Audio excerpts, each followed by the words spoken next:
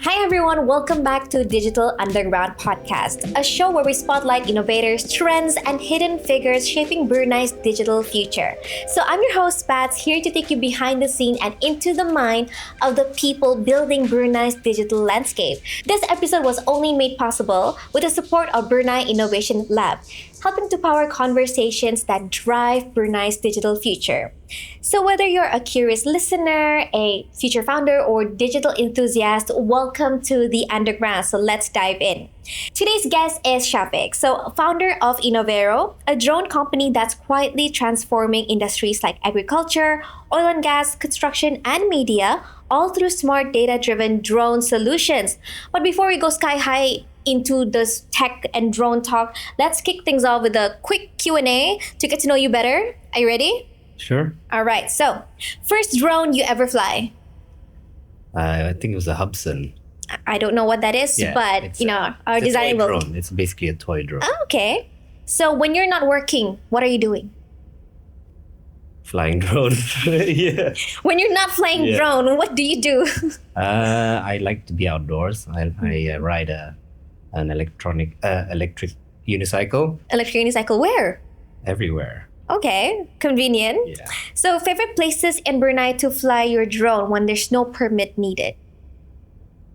Forests.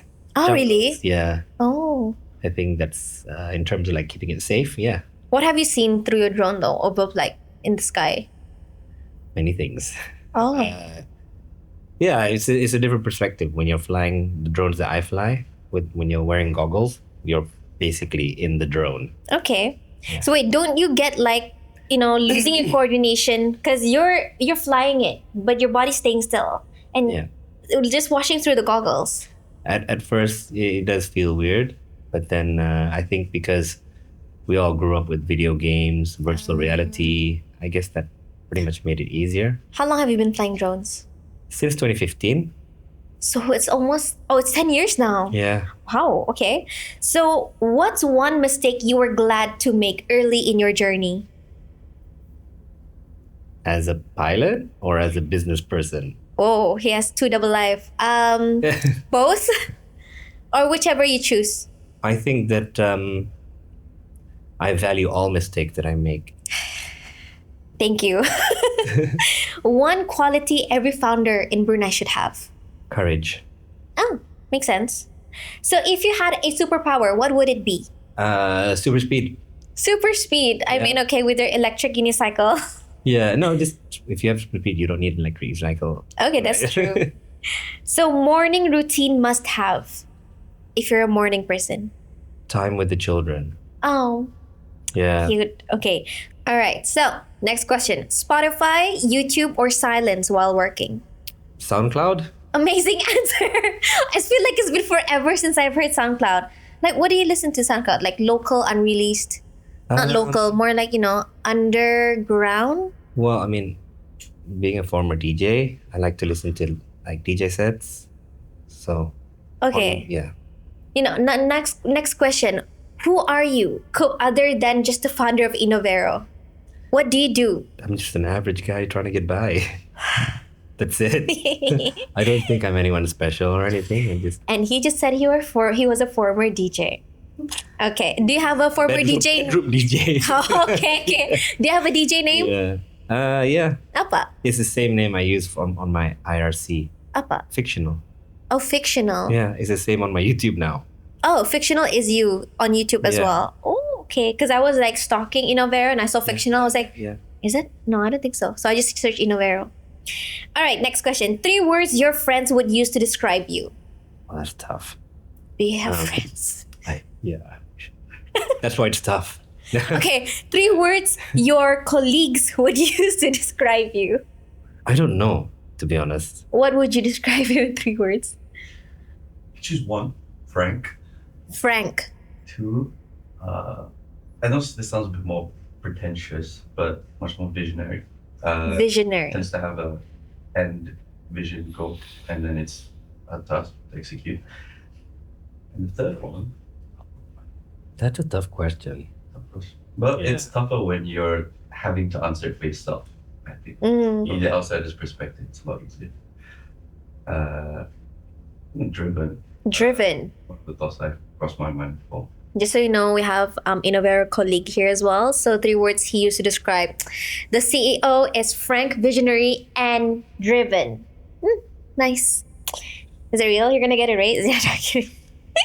Okay, next, last one. The best makan spot in Brunei. That's tough because, we eat different things on different days. Now, which one do you like the best? I'd say mince burgers. Mince burger. Burger Sear Shack, yeah. Yeah. I've heard of that. It's from Anukan, Surusop. Yes, it's in Oh, it's far. Surusop to the walk. No, it's far in Brunei. Okay, let's take it back. What inspired the launch of InnovAero? Was it a tech obsession, a gap in the market, or both? Both, actually. How did you find out though? Well, I'm lucky to be able to make a hobby into a business. Oh. It all started off as a hobby, but then over time I found that there was a void in our market here, and we live in a world now where drone technology is constantly evolving and advancing, and I feel it's necessary for Brunei to participate in that and be on the same level as other countries in terms of drone technology. So is it something that you've learned internationally that you brought into Brunei? No. Learning internationally via YouTube. Oh, I mean, makes sense too. So you realized something through YouTube that Brunei doesn't have that you try to incorporate lah. Yeah, well, I think that when drones started to grow within the region, being a drone pilot, I got to participate in like local in regional races and freestyle competitions. And there, Drone? Yeah, drone. Yeah, A drone freestyle competition? yeah, drone How freestyle. does that work? Drone racing is obviously racing Okay. around a track, whereas like freestyle is more sky parkour. That's all I can think of. I see it as sky parkour. Makes sense, You know, makes sense. There's a more exploratory aspect to it, where you're going to high tall buildings, Yeah. abandoned buildings, and flying around there, and just expressing yourself creatively. When you started with drones, right? Do you have any place that you train or do you use a simulator saja? Yes, we do have a place that we fly at, where we are allowed to fly at. Where is it? As a hobby. That's around the Beribi area, opposite Sumbangse. There's like a flat area, so it's very flat closed area off and saja. safe for other people. What about macam drone practice where you need, obstacle when you want to do parkour with drones? That place is like it's a park, so there's trees, Oh, okay, and then we took it upon ourselves to add racing gates there, and Oh, yeah. But and then the people, the residents living around there didn't mind. okay lah. So yeah. When did InnovAero established? 2019. Oh, not that far off. So, what was the early milestones that you felt like you achieved and think like, okay, this is actually working? I think for the first 3 years, it was very much trying to gauge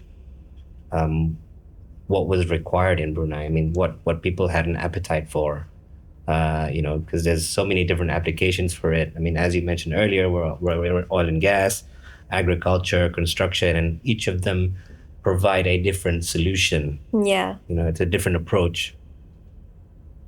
Other than that, it's like, okay, how do you approach client and try to convince them to use your drone in order to achieve a solution faster than they've ever been before?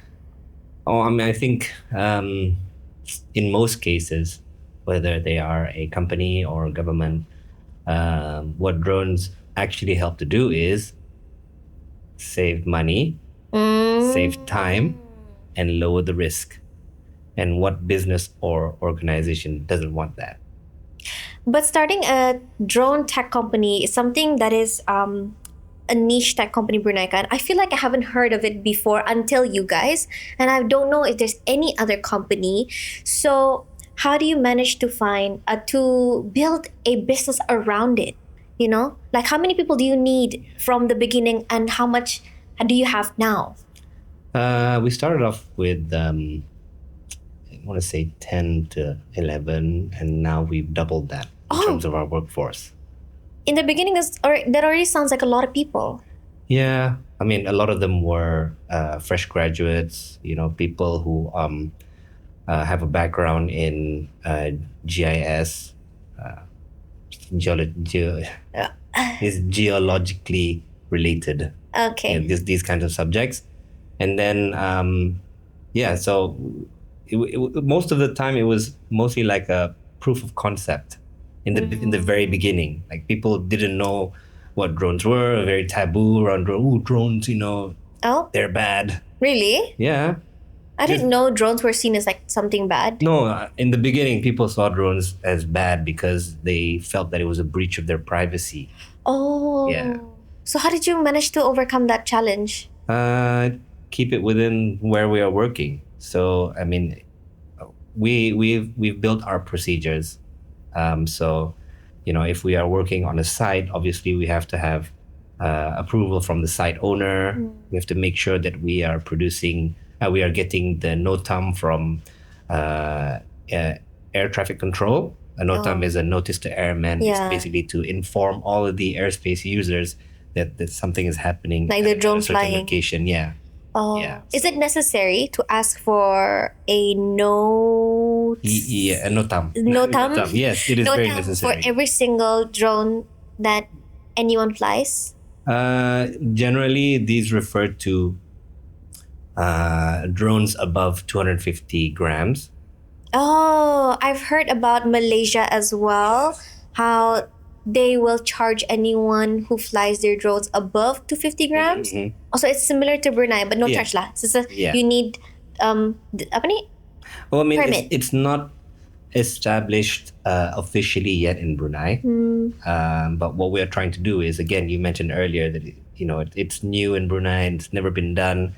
So what we try to do is we just try to adopt best practices around the region and the world. So, whatever people are doing and it's working for them, we'll most likely adopt that and tailor it for Brunei market. How do you manage to function a company with no existing structure in Brunei? I assume you are the first drone company. Yeah. That's been one of the toughest parts about it, because you don't have something to follow. You don't. There's no previous player. But at the same time, it's a good thing, because then it allows us to Set the pathway. set the standard and what we think high quality drone operations should be. But how did you figure out what you need in order to, I'm assuming that, it's something new for you to learn as well for the NOTAM thing and everything. Yeah, well, I mean, all our projects right now have a NOTAM. But Yeah. masa awal-awal, We how did you discover that? we obviously, other parts of the world are already developed in this sense, right? Oh, so you refer to we that refer to- instead. yeah. Our See closest if there's neighbors, anything. Singapore and Malaysia. That is true. Yeah, and then plus I'm also like a certified pilot under Civil Aviation Malaysia, so that's where I picked up this information as well. An average man with just hobbies. Okay, so he's not just a graphic designer but also a certified pilot. When did you get that certification? Last year. Oh, okay. I mean, the thing is, I had been flying drones since 2015, and I had basically raked up more than 1,000 hours of flight time. Is there any necessary hour time? No. Oh, okay. No. Yeah. No, but again, because the drone industry is so new, even like competency training was only introduced less than 5 years ago. Oh. So like I had 1,000 hours, but then at the time there was no way to get a certificate to become a certified pilot. Oh, back then. Back then, yeah. So when I got the chance to do it, I said, yeah, I'll go and do How the much exam. did that cost and how long did it take? It cost some money to do, and it's the course is actually 5 days. Oh, Yeah. not bad. Do you have to bring your own No. drone? Also, they provide Yeah. for you to practice there lah. Okay. How many different types of drones are there? Are all the same? No, Right? there are thousands of types of drones. okay. Because I mean, you have. What's a drone to you? For me, a drone is, overlooking the sky, getting a, aerial shot. Yeah. Also, the drone that follows cars when they race. Yeah. But I know drones also do 3D scan. I know it before I stalk you guys because I've heard about it. Yeah. Yeah, basically there's like so many different types of drones. But if you wanted to make it simple, I suppose you would use the multi-rotor platform, which is like a quad, like a DJI drone. Anything that yeah, uses yeah. 4 propellers or more, Yeah. that's a multi-rotor. Oh. Yeah, and then the other kind of drone you have would be a VTOL, which is a vertical takeoff and landing. So it's both a drone and a plane. Whoa. And then you Okay. have like a plane, just a fixed wing, a wing, which again, each of these things have different capabilities. Like multi-rotors can hover, whereas like fixed wings cannot.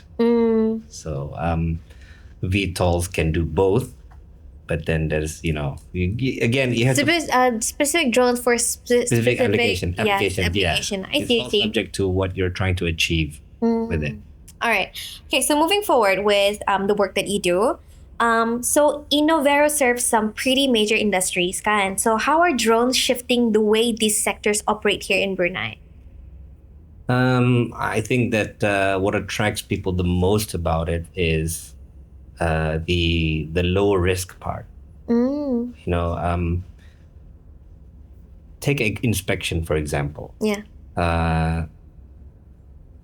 If a company wanted to inspect a tower, for example, previously they would have to physically send a person there.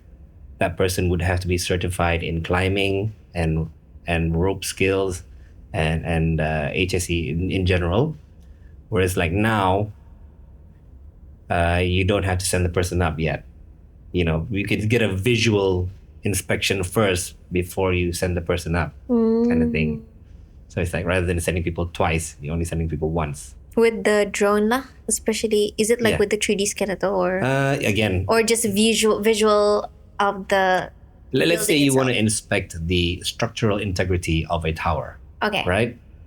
You want to see Yeah. if that tower is okay to stand. Is it like rusted or anything, right? Ah. So like generally before you'd have to send a person up there To do the inspect everything inspection, lah. to inspect the nuts, the bolts, and then do his report, Yeah. come down, tell them what's wrong, and then they'd have to go back again to fix whatever the problem is. Okay. Whereas like with drones, like I could go up there, take very, very detailed photos. I could do scans of the whole thing. I could scan it in terms of like RGB just to see if there are changes within the material, and then you bring that down, produce a report, and then act on it. But what if like a client comes up to you and says, but you with a drone you can't really physically inspect it? Because what is the difference between being able to physically inspect it compared to just visually inspecting? Okay, like most of the inspection that is done is visual. Like the person would use their eyes to see, How the right? person will be like ding ding ding. Yeah. Okay, that's loose. Yeah, again, there are sensors for this. Oh. Yeah, there's sensors that you could press against the With the drone itself? Yeah, with the drone. Yeah. Like, again, it's subject to what you want to achieve, right? Yeah, that's essentially how they do it. I see. Yeah. Okay, so understanding that drones also much being able to do that kan. Yeah. I did a little stalking and I found that InnovAero also does crop spraying project when Department of Agriculture contract are big deals kan. So can you share what it took to earn that and how it's impacting the farmers? How heavy does the drone have to be able to spray the crop? spraying? Well, we utilize two kinds of drones in we call it precision farming. Precision Yeah, farming. precision farming. Yeah, precision agriculture. One drone we use we call it multispectral. So what that does is we take thousands of photos of different plots of land. For the DOA project, it was for paddy, monitoring paddy. So we go there every day, almost every day of the week, and we take photos and we do um, multispectral scans that show us the health of the land in RGB. Like you can see it in color. Yeah, So I saw it. yeah, we take this information and share it with the farmers, and so that they can act accordingly. Oh, okay. Yeah, because in Brunei, the land is very acidic. So that's one of the things that one of the main challenges that farmers in Brunei experience. So by using multispectral data, we're able to see which parts of the land need more attention than others. Yeah. Oh, I see. So it does help to alleviate the hardship of the farmers Yeah. that they go through. Like, I mean, it's providing them with more information, more that's data. for sure. Like That's for sure. another thing that helps a lot for them as well is when you see a field from above, like an aerial view, we see spots in the land that people on the ground cannot. That is true. So like when there's an attack of pests, whether they're snails or grasshoppers, You can see that much? no, you can see the hole they've made. Ah, okay. Oh, okay. How big of a Yeah. hole do they have to make for you to be able to see? You can see above? it. You can see like from above. You can see like when one area is being attacked by grasshoppers. You can see like nampak botak sikit lah. Oh, Yeah. okay. So then so what farmers did before is they'd like spray the whole area. So ultimately that comes up to $1 sign. So like if the information that we get from this, for example, now they don't have to use all of their product. just around They the just- area. Yeah, they just focus on the area. But how did you manage to get the Department of Agriculture to agree with something that it never worked with before? And how do you prove that to them? That, yeah, we can do it, you know? Well, I mean, obviously they know their industry themselves. They know what's currently being practiced in neighboring countries like Malaysia. So initially it started off as a proof of concept, and then we Pulled it off. yeah, then I think that was the tender. It was a pretender project, so we applied for it and they gave it to us. Alhamdulillah. Okay. Okay, alhamdulillah, that's good for you. So with all this, how are you using sensors, IoT? I also don't know what IoT is. I know it's Internet of Things, but yeah, and data analysis to move companies from manual to data-driven workshops, Well, I mean, at this point in time, we're only using IoT in agriculture, which which is we have sensors on the ground itself. So again, we are essentially data collectors. The sensors that we put in the ground test the pH level oh, of the ground, and then also again, which relates to what I mentioned to you earlier about acidity. Yeah, and then it also provides information on how much water there is in the ground. with the sensor that Yeah, is with the planted on the sensor, yeah. ground. Oh, it's amazing. So we created this sensor where it does both of these things, and it's also solar powered. Yeah. But wait, so what is Internet of Things? Internet of Things is essentially the connection of devices or things, on the network. So macam if you talk about IoT in terms of like how Google have done it, where you can now connect your Alexa. Is that Alexis? Yeah. You can now Alexa? connect Alexa. Sorry, you can now connect your Alexa to your fridge, to your Oh, to coffee your machine, household, yeah, to your alala. Wi-Fi. Oh, so That's that's the thing. technically Internet of Yeah. Things then. Ooh, learning new words every day. Okay, so I also saw that you guys have a Fly Like a Professional training series. Mm-hmm. So tell me more about it. And like, do you run workshops or certifications locally? No, because dulu nada kan. So do Yeah. you provide certifications? At this point in time, we do offer a basic training for drone use. What that covers is basic drone operations and how to handle the drones. We cover drone maintenance, and we share a little bit about airmanship and air etiquette. How to if because sometimes when you're in the air, things happen, whether you're dealing with bird attacks, Oh. and then sometimes uh, other aircraft, Oh. so there's ways that you need to know about when you find yourself in these situations. I didn't know Yeah. drones can fly as high as an aircraft. Yeah, it can. Like, is it the heavier ones or like any? Well, most of even like DJI stuff. So, if you realized, how far has InnovAero grown since 2019? I since 2019, I think we've grown quite a lot. A lot of our growth has happened over the past 2 years. How did you manage to keep up with those? That is it a fast growth rate? I don't know if I wouldn't say it's fast, Mm, but I wouldn't say it's slow either. yeah. I think if things move as fast as you want them to move, because the issue with not just Brunei, but it's the world as well. The technology is moving faster than the regulation. Mm. Yeah, so new technology is coming out. I mean, this is something that DJI is also constantly experiencing. The technology that they're releasing is way ahead of the regulation that is coming out from all the civil aviation authorities. I see. My God, that's like a lot of information. But especially for you, who I feel like it's easy for you to keep up with all the news lah, considering it's something that you are passionate about. I mean, I try to just absorb whatever is relatable Mm-hmm. to us here in Brunei. I mean, yeah, we should know what's up in the industry. In the we're industry, right? yeah.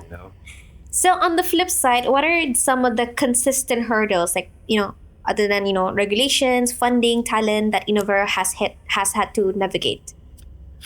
Um, I think the biggest challenge has been human Mm. human resource.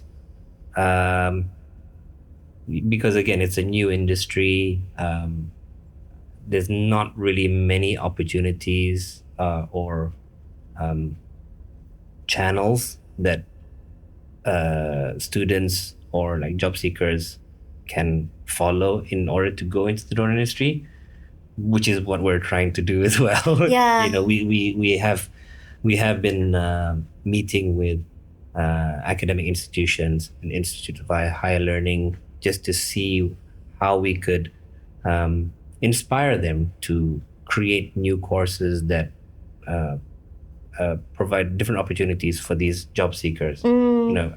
What I like about it is a lot of my staff, some of my team members, they're actually geologists, geology background, but then when they came in, we married that with drone technology, and then we suddenly realized, like, hey, this is a new career. It's a Mm. new career choice. Yeah, yeah, It's yeah. something that people never thought of before. Even I never knew. Yeah. A drone pilot actually have proper macam 9 to 5. I guess. Yeah. Sometimes I would imagine them to be more like a freelancer, someone that people hire in order to do the project lah. Hmm. But to have them in the company for a long period of time is something that I've never thought about, and it's something that I feel like it's really good, for you to actually what you did to schools, Yeah. opening up this pathway for people who would never thought, oh, actually, I could do that too. Well, I mean, I think sometimes some people just don't have any talent at all, and maybe they could fly drones really well. Yeah, you never know if you never try. So you Yeah. actually take in colleagues that has no experience with piloting drones. Yeah, So they learn to Yeah, pilot drones yeah. there. How long did Sometimes- it take actually for them to get used to the coordination out of body, out of mind? I mean, again, it's depending on what drone you're learning to fly. DJI, I keep mentioning DJI because they are practically the leader in drone technology now, right? Mm. But they've made their products so intuitive that anybody can pick it up. Oh. But what they don't do is, and they don't have the power to, is they don't arm people. They don't arm people with the knowledge to actually do drone operations safely. That's the part that's lacking. It's easy. I have this saying: anybody can fly a drone, but not everyone can be a pilot. Ooh.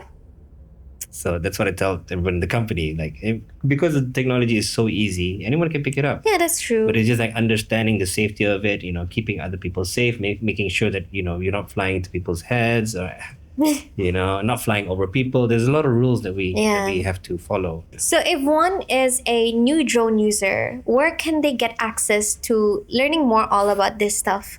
Because sometimes, it's self-learning. So other than that, it's through people. But what if those people also self-learn without knowing, all this information? So where does one actually officially get to know, learn about this? In Brunei or just in like general? In Brunei, I guess. In Brunei, well, yeah, we have a community. There is definitely a community in Brunei. So there are a lot of people out there willing to help you, start off. I mean, even like buying your first gear as well can also be done through this community.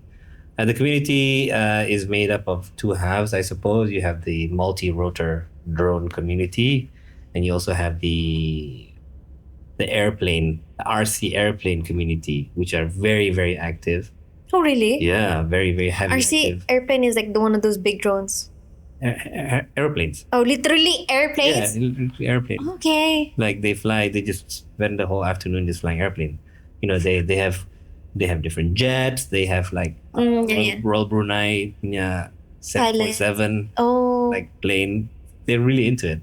But yes, but these guys are so helpful and they're so passionate about the hobby, and they love it when new people come in. So drone community is a very big, active, helpful community lah. Yeah, I would say that, yes. Okay, that's nice to hear. So other than that, you mentioned that Brunei with the drone community here is technically like an infant compared to the global kan. So is there more that we could be doing to accelerate the digital innovation ethically and sustainably? I think more events. Regarding drones? Yeah, more events. I mean, just think technology in general. Do you guys do events? We recently had one. Which was in early May. We celebrated International Drone Day. What did you guys do? We had an event at UBD, and we partnered up with UBD and our partner from Malaysia, and we held 4 product demos. So we did one for search and rescue, and then one for mapping, 3D mapping, and then also with LiDAR, and then the other one was an agriculture spraying demo. Yeah, so it just basically gave a plan. Again, this goes with our initiative to interact more with IHLs and academic side of things, and see where we can go with that from there. Yeah. So have you ever thought of making an event for the public where they can just fly their drones? But is it okay flying multiple drones? No, it's not okay. Okay, never mind. Yeah, but inshallah, we will try to hold more events. Again, events cost money. I'm sure you know that. Yeah. So, hoping that we can attract interested parties. To sponsor interested parties to sponsor. I didn't say sponsor, I mean to participate together. Interested but we won't say no. Participants Yeah. to elevate the drone industry in Brunei and hopefully give advantage to you. Yeah. Our first initiative is actually, well, we're doing it now, is visiting schools. Oh, okay. Have you ever thought of making, a drone race, something that you do for fun as an official event? You'd be surprised to know that we've already had 2 like regional drone races here. Really? Where? With pilots from Indonesia, Malaysia, Singapore, Thailand came here. It was at JP. Oh, I didn't know that. Yeah. How long was this? 2018. Well, I guess it's time for you. Especially focusing just on Brunei in order to see how many drone pilots are there out there. We tried. But there aren't enough. There's not enough of a drone pilot population to have a decent competition. What about accessing the community? What? I mean, the Brunei community, drone community. Yeah. That's Was it not enough? Hindi cukup. Like the number of people that wants to, compete? I mean, okay. Let's talk about active people here. I see. Okay. So, because COVID killed drone racing, Yeah, and then people stopped playing, and then over the time, people got married, and then suddenly they can't do hobbies anymore and stuff like that. People's lives have changed Yes, since that time. understand. Kan. Mm. So it's unfortunate that that the drone racing community has Quieting died down. down. And again, there's also that question of cost to get into the hobby, and then plus accessibility of these things. There's not many hobby shops that exist right yeah. now. I mean, I had one before, and Oh yes, I heard, yeah. but it closed down because of COVID, after the third wave of COVID, and it just got empty. lah. and then COVID killed drone racing, No. so that kind of killed that business. I'd say it's on hiatus for now. Heights is Yeah. okay. lah. But because drone racing, if people are not drone racing, people are not crashing. If people are not crashing, they're not buying motors, props, flight controllers. So cameras. there's a risk as well with drone racing. Of course, like I didn't know that. real racing has risks. Oh, I mean, yeah. I don't know why I thought drone was like, I know. Have you seen a drone race recently? They're like going at 120, 130 kilometers an hour, like instant direction change. That's true. It's like really, really. Is it racing like a racetrack ataupun racing macam, in a building there's It depends which class. There's different classes. In America, you have the drone racing league, which is using generally a bit bigger drone, more high capacity battery, and it's like around a whole stadium or something. Then you have in Europe, you have the Drone Champions League (DCL), and then they're all taking historical sites and making tracks around them. Yeah, there's just a bigger world for drones out there. yeah. I mean, at DCL, some of the younger pilots from Indonesia that came to our race here JP? now racing professionally in that league. Oh my god. You see, there's not just one job. You guys, there's multiple different jobs that you can make out of your hobby, especially with drones right now. What once was just a small young Indonesian, player who competed in JP Brunei is now a racing In Europe. in Europe. Sponsored pilot. Sponsored pilot. Yeah. How old is he now? I think he's 18 already. How young was he When in he was here, 2018? he was like 12, 13. Yeah. That's amazing. I see. What And he wasn't even things the you can youngest. do. We had a Thai girl called Milk, FPV. She was 11 when she came. Flying drones? Yeah. What was I doing at 11 years old? Again, she is now also racing professionally. Have you never thought of you wanting to race No. professionally? You need to be younger for that. Oh, is there an age limit? The age affects your reaction time. I think. I guess. Yeah, Alright. I'll do it if they had like an older class. Maybe you could start it here. We did. At my last race, 2018. yeah, we had like a race that was specifically for the Certain ages. older guys, the older uncles. Did you win? No. Oh. Yeah, it makes sense for you to have another one now so you could see your capabilities Yeah. after. I mean, I didn't really focus on racing. I did racing for just for the sake of being around Experience. people who do the same thing. But I was more of a freestyle explorer Okay, yeah. thing. Yeah, I forgot your YouTube name again. it's okay. Huh? Fictional. Link is right here.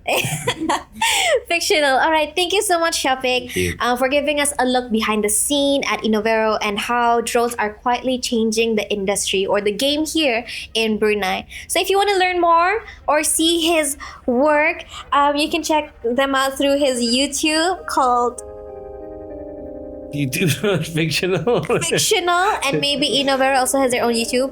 We're working on it. Oh, okay. So yeah, and once again, wait, if they want to reach you, how would they do it? On the internet. LinkedIn? Yeah, LinkedIn's okay. And also, me personally or the company? You personally? Fictional@gmail.com. Oh, okay. All right, so once again, this conversation wouldn't have happened if not for the support of Brunei Innovation Lab, who helped to provide this space. So this is Bats, your host for Digital Underground Podcast, reminding you to stay curious, stay creative, and keep building Brunei's digital future. So catch you in the next one. Bye.